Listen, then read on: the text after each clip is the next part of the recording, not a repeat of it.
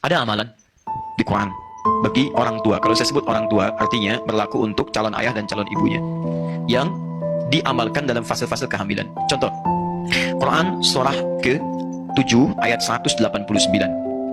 Kemudian selanjutnya langsung dipraktikkan di masanya Imran. Imran itu dari keluarga Nabi Zakaria. Zakaria senasab dengan Nabi Yusuf. Nabi Yusuf anaknya Nabi Yakub. Nabi Yakub anaknya Nabi Ishak. Nabi Ishak anaknya Nabi Ibrahim alaihissalam. Imran menikah dengan Hanna. Hanna kemudian mengandung. Dan diabadikan kisahnya di Quran surah ketiga dengan namanya keluarga Imran, Ali Imran, ayat 35 sampai 37. Itu contoh amalannya. Baik, teorinya. Satu, dianjurkan bagi kedua orang tua itu untuk memperbanyak doa kepada Allah Subhanahu wa taala. Doanya minta agar dikaruniai anak yang saleh. Dalil spesifiknya Quran surah 7 Al-A'raf ayat 189. Falamma taghasyaha hamalat hamlan khafifa famarrat bi walamma athqalat da'wa Allah rabbahuma la in ataitana salihan lanakunanna minasyakirin. Jangan teruskan ke ayat 191, khusus di ayat 190-nya saja. Perhatikan baik-baik, lihat.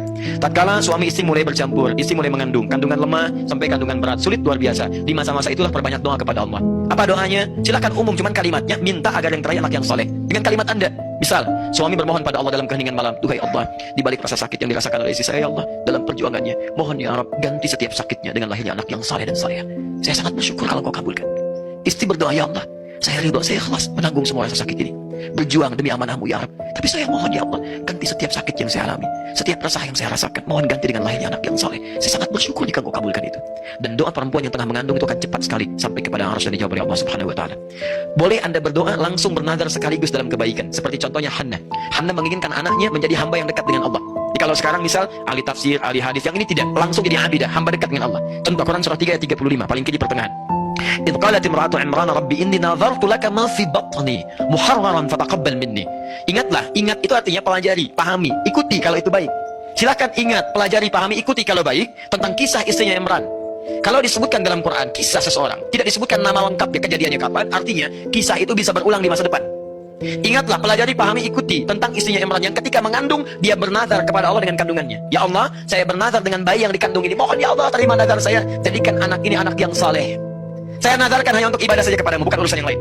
Saya nazarkan untuk urusan agama saja, tidak urusan yang lain. Maka apa yang terjadi? Mohon. Maka diterima oleh Allah Subhanahu wa taala. Ketika lahir diterima doanya.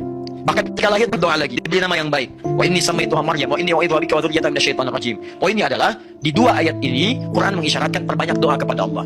3. Quran kita ambil surah ke-2 Al-Baqarah ayat 172. Singkatnya, awas, hati-hati. Hati-hati betul dengan kalimat ini. Tolong maaf ya, tolong ayah-ayah, calon ayah ketika istri sedang mengandung, juga nanti setelah melahirkan, saya bicara dengan tahap kandungan dulu, jangan sekali-kali membawa yang haram ke dalam rumah sampai dikonsumsi oleh istri Anda yang tengah mengandung, karena bahayanya luar biasa. Begitu Anda dapatkan yang